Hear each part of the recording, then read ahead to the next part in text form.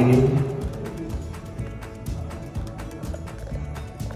pada kesempatan ini izinkan saya mohon maaf, dan dalam kesempatan ini pula dengan mengucapkan Bismillahirrahmanirrahim, saya mengundurkan diri dari Wakil Ketua Umum PSSI pada hasil pemilihan Kongres hari ini, demi untuk kebersamaan kita bersama demi masa depan sepak bola.